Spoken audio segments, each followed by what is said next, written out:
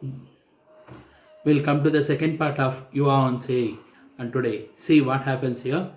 जब तक करोड़ों भूखे और अशिक्षित रहेंगे तब तक मैं प्रत्येक उस आदमी को विश्वासघातक समझूंगा जो उनके खर्च पर शिक्षित हुआ है, परंतु जो उन पर तनिक भी ध्यान नहीं देता।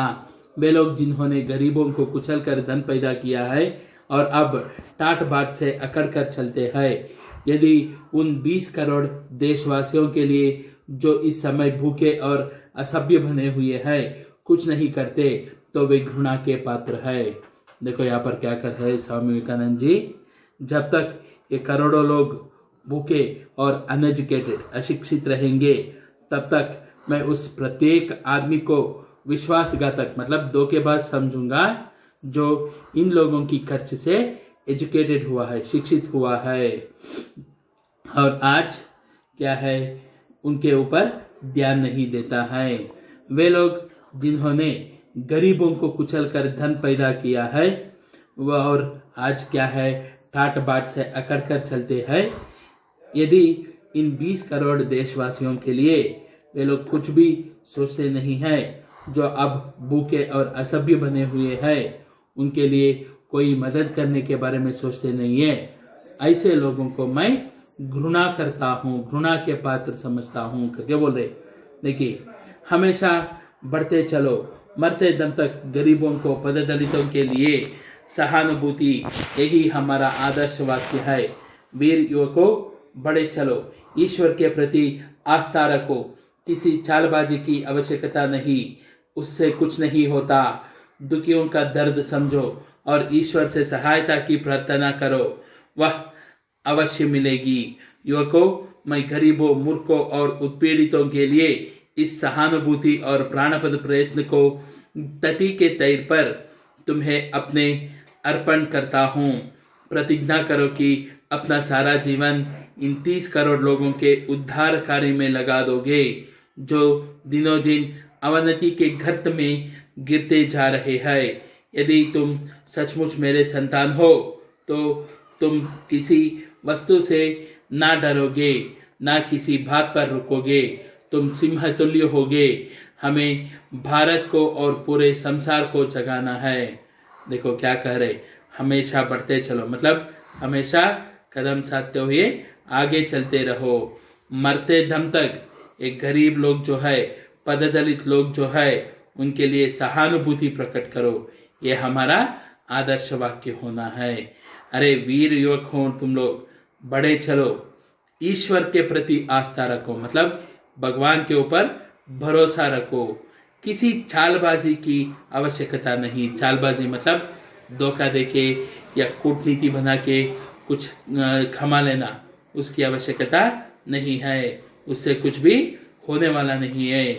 दुखियों का दर्द समझो और ईश्वर से उसके लिए सहायता की प्रार्थना करो, वह अवश्य मिलेगा। युवकों, गरीब लोग, मूर्ख लोग और उत्पीड़ित जो है, इन लोगों के लिए सहानुभूति और प्राणपद प्रयत्न मतलब हमारे हाथों से जितना हो सकता है उतना मैक्सिमम प्रयत्न जो है उसको मैं तति के तौर पर करके बोल रहे। तति मतलब एक आदमी जो कमाया हुआ होता है वो अपने बच्चों को जो अपनी संपत्ति देता है एक बिल के रूप में, तो वैसे मैं तुम लोगों को एक कार्य जो है उसको दे रहा हूँ, मैं अर्पण कर रहा हूँ तुम लोगों को। तुम लोग प्रतिज्ञा करो कि अपना सारा जीवन जो है वो इन 30 करोड़ लोगों को उद्धार करने के लिए लगा दोगे जो दिने दिन अवनति मतलब नीचे गिरते जा रहे हैं, सब कुछ लुटा रहे, अवनति का गर्त जो है उसमें गिरते जा रहे हैं। यदि तुम सचमुच मेरे संतान हो तो तुम किसी वस्तु से ना डरोगे, ना किसी बात पर रुकोगे, तुम तो सिंह के समान हो। देखो वहां पर सिंह तुल्य करके बोल रहे, मतलब सिंह के समान होगे। हमें भारत को और बाद में पूरे दुनिया को जगाना है। तुम तो ईश्वर की संतान हो, अमर आनंद के भागी हो, पवित्र और पूर्ण आत्मा हो, अतएव तुम कैसे अपने को जबरदस्ती दुर्बल कहते हो। उठो, साहसी बनो, वीर्यवान हो, सब उत्तरदायित्व अपने कंधों पर लो। यह याद रखो कि तुम स्वयं अपने भाग्य के निर्माता हो। तुम जो कुछ बल या सहायता चाहो सब तुम्हारे ही भीतर विद्यमान है। देखो क्या कह रहे, तुम तो ईश्वर के संतान हो, उस भगवान की कृपा से ही तुम्हारा जन्म हुआ है। और जब तुम जन्म लिए हो, अमर आनंद का भागीदारी हो, खुशी से आए हो इस धरती पे, पवित्र और पूर्ण आत्मा हो। देखो जब बच्चा जन्म लेता है वो तो पवित्र रहता है, पूर्ण आत्मा होता है, उसमें जो भी भरा जाता है वो हम लोग भरते जाते हैं, समाज भरता जाता है। इसलिए कह रहे वहां पर पवित्र और पूर्ण आत्मा हो तुम। इसलिए तुम कैसे समझ सकते हो अपने आप को, जबरदस्ती दुर्बल करके कैसे समझ सकते हो। उठो, साहसी बनो, वीर्यवान हो करके बोले। वीर्यवान मतलब किसी भी चीज से डरे बिना आगे बढ़ने वाला, एक सोल्जर के जैसे बनो। सब रेस्पॉन्सिबिलिटीज, उत्तरदायित्व करके बोले, सब रेस्पॉन्सिबिलिटीज जो है अपने कंधे पर लो। यह याद रखो कि तुम स्वयं अपने भाग्य, अपना लक जो है उसके निर्माता हो। तुम जो कुछ बल या सहायता चाहते हो वो तुम्हारे अंदर ही रहता है, विद्यमान है, मतलब रह रहा है। एक बात पर विचार करके देखिए, मनुष्य नियमों को बनाता है या नियम मनुष्य को बनाते हैं? मनुष्य रुपया पैदा करता है या रुपया मनुष्यों को पैदा करता है? मनुष्य कीर्ति और नाम पैदा करता है या कीर्ति और नाम मनुष्य पैदा करते हैं? मेरे मित्रों, पहले मनुष्य बनिए, तब आप देखेंगे कि वे सब बाकी चीजें स्वयं आपका अनुसरण करेंगी। परस्पर घृणित द्वेष भाव को छोड़िए और सदुद्देश्य, सदुपाय, सत्सहाय एवं साध्वी का अवलंबन कीजिए। अपने मनुष्य योनि में जन्म लिया है तो अपनी कीर्ति यही छोड़ जाइए। देखो क्या कह रहे, एक बात विचार करके देखिए, अपने आप में विचार करिए कि हम मनुष्य ने नियमों को बनाया है या नियमों ने मनुष्य को बनाया है? हम इंसान रुपये पैदा किए हैं या रुपये इंसान को पैदा किया है? कीर्ति और नाम को मनुष्य ने पैदा किया है या कीर्ति और नाम ने मनुष्य को पैदा किया है? मेरे मित्रों, इसलिए पहले क्या है, मनुष्य बनो, तब देखिए कि बाकी सारी चीजें जो है वो स्वयं आपको फॉलो करते हुए आएगी। अनुसरण करके बोल रहे मतलब फॉलो करना, फॉलो करते हुए आएगी। परस्पर घृणित द्वेष भाव, एक दूसरे के ऊपर जो गुस्सा रहता है, द्वेष भाव रहता है, एनिमिटी जो रहता है, उसको छोड़ दो। एक सद उद्देश्य मतलब एक अच्छा काम के लिए, एक अच्छे उपाय के लिए, एक अच्छे सहायता के लिए, एक नॉन वायलेंस, साध्वीय करके बोले मतलब नॉन वायलेंस, शांतिपूर्वक रहने का जो है उसको अवलंबन कीजिए अपने जीवन में। आपने मनुष्य योनि में जन्म लिया है तो अपना जो कीर्ति है उसको यहीं पर छोड़ जाइए। जाति तो व्यक्तियों की केवल समझती है, शिक्षा के द्वारा प्रत्येक व्यक्ति को उपयुक्त बनाने के सिवाय मेरी और कोई उच्चाकांक्षा नहीं है। अपनी चिंता हमें स्वयं ही करनी है, इतना तो हम कर ही सकते हैं, क्योंकि दुनिया तभी पवित्र और अच्छी हो सकती है जब हम स्वयं पवित्र और अच्छे हो। वह है कार्य और हम है उसके कारण। इसलिए आओ हम अपने आप को पवित्र बना ले, आओ हम अपने आप को पूर्ण बना ले। देखो क्या कह रहे, जाति जो है वो तो केवल मनुष्यों का एक ग्रुप है, समष्टि एक ग्रुप है। शिक्षा, एजुकेशन द्वारा जो है उसके द्वारा ही हम हर एक इंसान को यूजफुल बना सकते हैं। इसी के लिए मैं अपना जीवन अर्पित करके मैं इस एक ही उच्चाकांक्षा को रखा हूँ।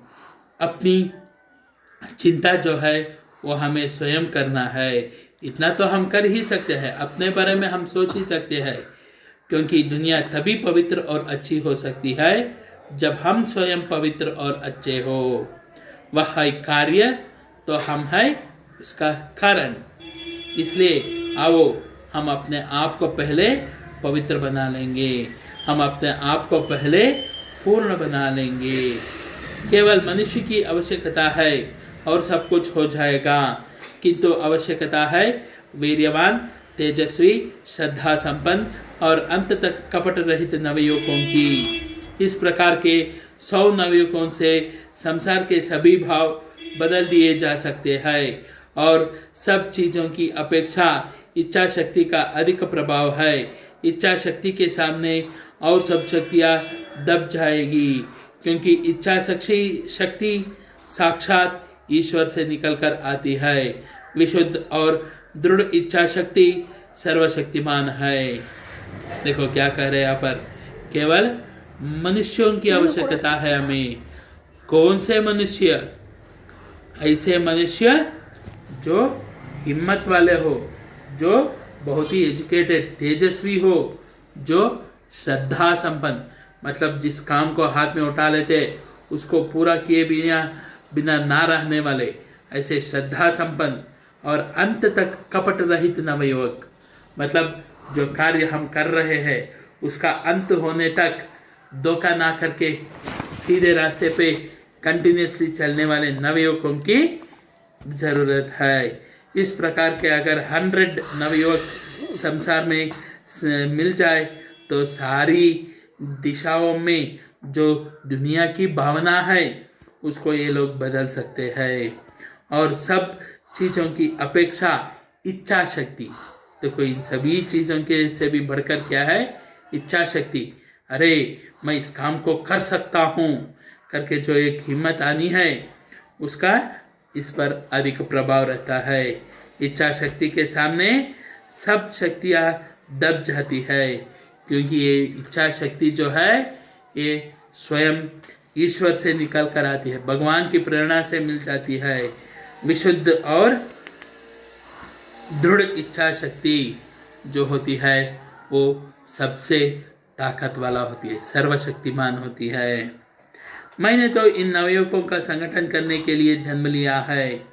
यही क्या, प्रत्येक नगर में सैकड़ों और मेरे साथ सम्मिलित होने को तैयार है, और मैं चाहता हूं कि इन्हें अप्रतिहित गतिशील तरंगों की भांति भारत में सब ओर भेजूं, जो दीनहीन एवं पददलितों के द्वारा परसुख, नैतिकता, धर्म एवं शिक्षा उड़ेल दे, और इसे मैं करूंगा या मरूंगा। देखो क्या कह रहे, मैंने तो ऐसे नवयुवक जो है इन लोगों का संगठन करने के लिए ही जन्म लिया है। यही क्या, प्रत्येक नगर में सैकड़ों और मेरे साथ सम्मिलित होने के लिए तैयार हो रहे हैं, और मैं चाहता हूं कि इन्हें अप्रतिहित गतिशील तरंग करके बोले, मतलब कभी ना रुकने वाला, कंटिन्यूसली एक के बाद आने वाले ओशियन के वेव्स जो है उसकी तरह ये लोग क्या है पूरे भारतवर्ष में भेज दूंगा। और ये लोग क्या है वहां जाकर हीन लोग, दीन लोग, पददलित लोग जो है उन लोगों को परसुख, नैतिकता, धर्म एवं शिक्षा का ज्ञान देंगे, और इसे मैं करूंगा या नहीं तो मरूंगा करके बोल रहे। तो देखिए, मैं सुधार में विश्वास नहीं करता, मैं विश्वास करता हूँ स्वाभाविक उन्नति में।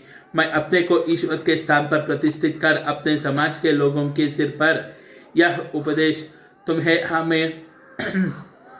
तुम्हें इस भांति चलना होगा, दूसरे प्रकार नहीं, मरने का साहस नहीं कर सकता। मैं तो सिर्फ उस गिलहरी की भांति होना चाहता हूँ जो श्री रामचंद्र जी के पुल बनाने के समय थोड़ा भालू देकर अपना भाग पूरा कर संतुष्ट हो गई थी।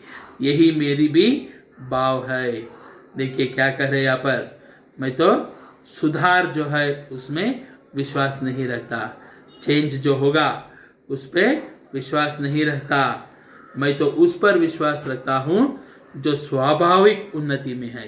नेचुरली डेवलपमेंट होना चाहिए, स्वाभाविक उन्नति अपने आप में से मनुष्य को आना चाहिए कि मुझे बदलना है करके। तो एक स्वाभाविक उन्नति जो है उसके ऊपर मैं विश्वास करता हूँ।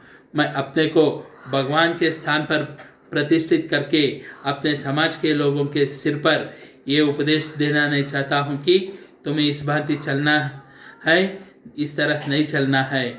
ये करने का साहस मैं नहीं करता।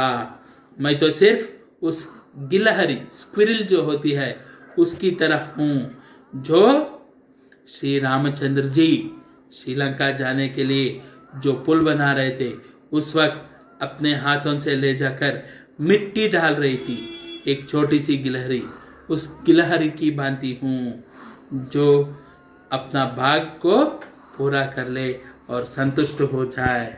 यही मेरी भावना है।